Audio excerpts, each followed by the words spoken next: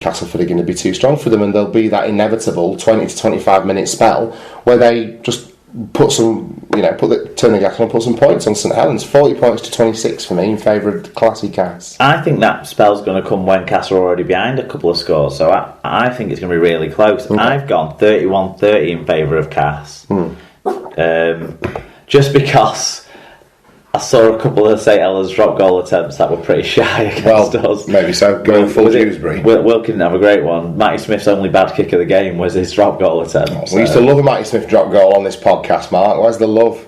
Oh, all power to him, but I just don't think it's going to be his day. Fantastic. Okay, but you mustn't forget to make your predictions and changes to your dream team lineups. And of course, this weekend you can follow all the action as it happens by giving our friends at SL Clubs a follow on Twitter. They will keep you up to speed on everything Super League as you're out and about this weekend. Championship game of the week, Mark. What stands out for you?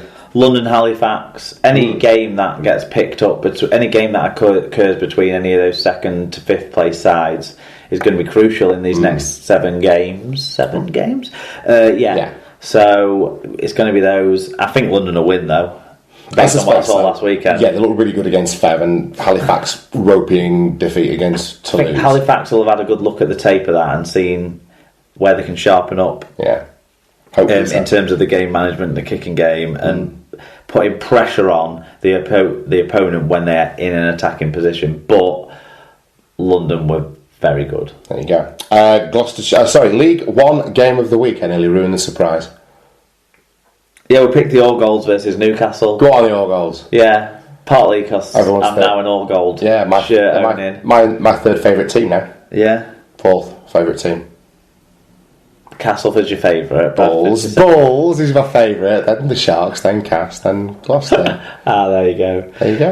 Yeah. So, and actually they're quite in terms of points and stuff close together in the table, and we're cheering for an All Golds Championship Shield. Indeed, best place they can get. League One Shield. Sorry. So the higher up they can finish without finishing 8th. Is good. The better for us, yeah, absolutely. And if they finish 8th, that's absolutely outstanding. In fact, because it means that they've finished in the top half of the table. Yeah, there's a friendly match going on down in Australia this week, Mark. Yeah, contested training session, I believe they call it. Yeah. State of Origin game 1 occurs. Massive news. Probably just before you've listened to the show for most people, or just after for some. Yeah, true. It's in Brisbane. Yeah. It's going to be Queensland for me. Do you reckon? And Queensland are missing a couple though. Yeah, but I still think it's going to be Queensland. I don't think there's enough. Do you know what? I've not even seen the squads. But New South Wales have got a Fafita playing for them. I just think Queensland have been better for so long, and there's so many Origin players that you talk about as Origin players who aren't in great form, and I think there's too many selection questions. Whereas Queensland, if it's through injury and stuff, there's not a question there. There's still the cohesion of the group. True. That's why I give it to them. It's going to be. I don't think it's going to be I don't expect a classic. I expect a dull kind of 12-4 kind of game. Yeah, I do. Yeah, that game 1 kind of feel to it, where they both feel each other out a little bit. Yeah, very forward heavy, no offloads, no spreading the ball, low percentage plays. Yeah, I want New South Wales to win, but I think Queensland will. Yeah. So that's where I like. NRL Brit picks this week, Mark. Yeah, Storm versus the Knights on Friday, so maybe Joe Wardle gets a go there. Dragons versus West Tigers Saturday 6 a.m. I'm not sure the status of with it, but is a chance, I assume. Cowboys versus Titans Saturday 10:30. You should be able to see Joe Greenwood in that one. Sea Eagles versus the Raiders Sunday 5 a.m. for those early risers. You'll get to see Hodgson and Whitehead go around there, and then if Jammer recovers from his injury, he'll be playing for the Bulldogs versus the Panthers Sunday at 7 a.m. There you go. Okay, that is the world of rugby league. Well and truly covered. All that remains for us to do is wrap up the show.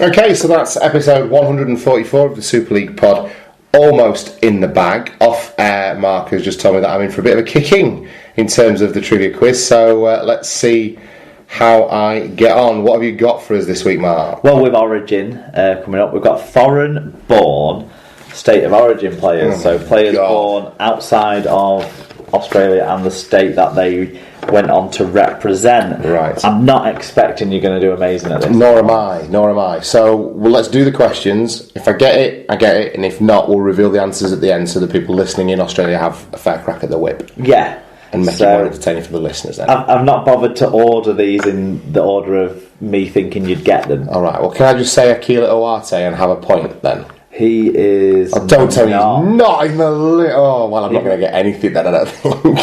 Yeah, he's not on this list, I'm afraid. Right, so we start. Left out Keeler. Go on. We start with this Queensland centre / loose forward has played for as many international sides as he has club sides. This is just going to go horribly wrong, Mark. So I'll tell you his international sides were New Zealand and Australia. He played for both. And his club sides were Brisbane and Leeds Rhinos.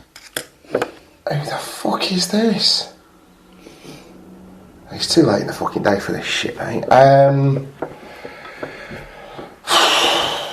Next. Okay. Go on, let's see if we get someone to shout one out. Lebanese-born hooker, former Balmain and New South Wales legend, uncle to Mitchell Moses. Lebanon hooker, Robbie Farah. Then pass. Moving on. The NRL's leading point scorer in history. This Bulldogs legend and one-time New South Wales Blue was also born in Lebanon. Winger.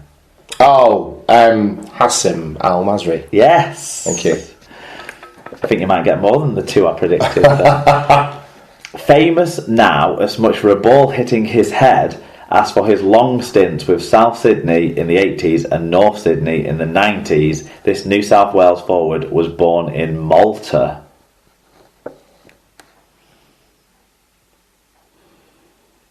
The Maltese Falcon. I know. No, go on, who is it? No, don't tell me who it is. Pass. 1 Queensland cap. Right. 1 Australia cap.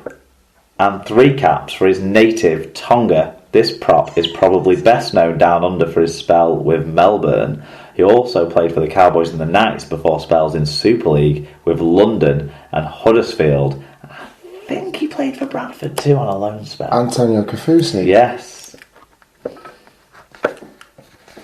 New Zealand born, North Queensland honed, New South Wales capped, prop forward who now plays for Penrith. Right, start that again because I was too busy celebrating Kafusi in my own mind. Right. New Zealand born, right. North Queensland honed, New South Wales capped, prop who now plays for Penrith. Nah, I'm struggling there. Now, pass. Is that the last one? Nope. Okay, go on. 6 Queensland's outings for this Auckland-born, Samoan-capped England rugby union player. What? 6 Queensland outings. It's the England rugby union bit that's got me. Auckland-born, Samoan-capped England rugby union player. Right. Played 6 times for Queensland. Yep. Is really from New Zealand. Yep. Played rugby union for England. Plays rugby union for England. Oh, God. Ben Taylor. Yes. Give yourself enough thinking time. I had to talk it through and give myself enough thinking time. Exactly that, yeah. Finally, Auckland-born. I nearly went, something happened. This is an Auckland-born, right, Tongan international of Samoan descent. Jesus. He played 13 times for New South Wales and 24 times for Australia. I think I just tired. Yeah. Talk me through that again. Right. Auckland-born. Right. Tongan international of Samoan descent. Played 13 times for New South Wales, 24 times for Australia. He is now retired. Retired last season. Played in Super League as well. I wish there was a way you could show the listeners my face. Oh, this is this is the key part to this one. He played in Super League, okay, and he retired playing in Super League. Who did he play? But played long time in the NRL. Auckland born, Right. Tongan international. This is what's confusing me. Of Samoan descent. National of Samoan descent. It's so confusing. But when I give you the answer... It's no wonder the RLIF get confused, is it? When I give you the answer... I'm passing. You'll know this man has more passports than... more passports than OKR appearances. It's not. No. Is it Albert Kelly? No. Right. Campo? No. Oh, don't see. This is the thing. I'm just windmilling now with people that obviously aren't the answer. Right, pass. Let's go through it. What did I get? 2 out of 10. You got 3 out of 8. 3 out of 8. Usually, if I got 2, you'd be happy. I'd be impressed. Yes, Right, you've done well. So more than impressive is what I'm saying. Kafusi was the one. The first one was Tony Carroll. Okay. You remember him from his Leeds days, but mostly from Brisbane spells either side of his Leeds spell. The hooker was Benny Elias. Oh yeah. I say, oh yeah, like of course, as long as it the Maltese, I recognise the Maltese Falcon is Mario Fenech. The one that you probably should have got, the current New South Wales, Australia and Penrith forward, James Tamar. Oh yeah, Jesus! Because there's a tiny one works at Wigan Central. That's the sort of clue you should be giving me. Tiny James Tamar. And then the final one, the man with all the passports, Willie Mason. Willie Mason, of course, because he's from everywhere, isn't he? Yes. Yeah, I'm absolutely with you. Jesus, Big Willie. Right, well, there you go. I'm sure our Aussie listeners, by the time I wake up tomorrow morning, will have completed this quiz and been laughing at me through the back of their hands. But do let us know how you guys got on, particularly you, Bob Phillips. It always makes me feel good to know that a man as astute and as intelligent as you, who admittedly is putting his brain to use in far more important fields,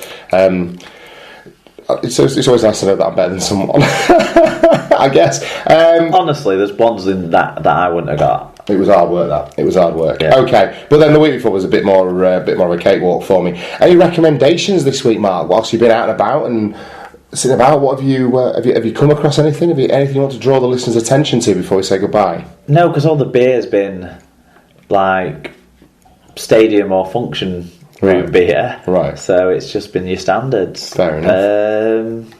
I do have a recommendation. I'm just trying to think if I've seen anything new. No, we have a few new things lined up to watch on the planner, but busy time, so we're not got to them yet. Perhaps one of them will be what I'm about to recommend to you, which is the Channel 4 drama The Handmaid's Tale, which I think if you had Hulu, which is like Netflix, you could have watched before now, but we watched on Sunday night the first episode. It's an adaptation of the Margaret Atwood novel set in a dystopian future where women are becoming less and less fertile, and it's about kind of life before then and life after then, and it follows a central character called Offred, and it's about her life and as it moves forward living in this oppressive regime. It's very interesting, very well shot and put together from the first part that we saw, and even the music was interesting and good. So I would recommend you hop onto your devices and download the first episode of The Handmaid's Tale and enjoy the journey with me.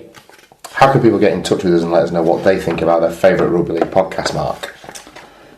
We are at Super League Pod on Twitter and on Instagram, Tom. We were Instagramming. Yeah. Like I promised. Well, I think it took Lee to remind us of the ongoing in-joke that we forget about, didn't it? Yeah, we sort of... I think Lee and Gam pulled us up on that. Are you going to Instagram this week? Oh, yeah, of course we are. Exactly. It took me as long to get Instagram open. Get it open and get it working, because it's been that long since I've had the bloody thing up. Didn't we have to get Callie's assistants to how to log out? Possibly we did. Yeah, it's always useful to have a teenager knocking about and stuff like that. Like, how do I log out of this? I felt very old having to ask for help. It's facebook.com/Super League Pod. We had quite a few new likes on the page. We're still way behind where our Twitter levels are at. But thanks for new people getting around that. superleaguepod@gmail.com if you've got a longer story to tell us, like Kev, was it? Yeah, Kev from Trinidad. Kev from Trinidad, I can't remember now. That sounds like something from a comedy news show. Oh, we've just had some feedback in from superleaguepod@gmail.com for that. And then, the Google form for match reviews. I'll try and make sure I include Hull's game. I think we need to give you... Yeah, exactly. Well, I'm not sure that the Hull fans really wanted to talk about it anyway, so we should be okay. So, loads to look forward to as we get ready for round 17 and State of Origin. For Origin reviews, won't I, for the morning? Possibly so, yeah. Yep, we'll do that. So. Right, well, there you are. Get your Super Roof tips in. No, come on now, stop doing this. Stop it. While I'm trying to do my segues, pack it in. Pack it in now. Alright. So, all that remains for us to do is thank you all for listening to your favourite rugby league podcast. I can see you